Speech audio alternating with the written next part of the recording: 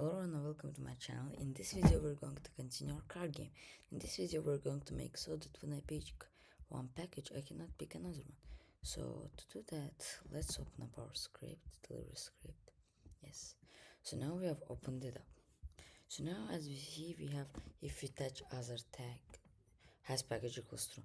Now if we come over here and add like these two and signs, like it means and, these two signs make an and then write as exclamation mark and has package. Yes, this makes it look like has package is false, so we can either write it the long way or write the short way as I wrote. So now let's open up our Unity.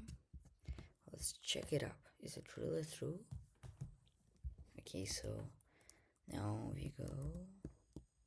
Okay, so we took a one. So now we cannot take this one or another one. So okay guys, this was all for this video. See you in the next one. Bye bye.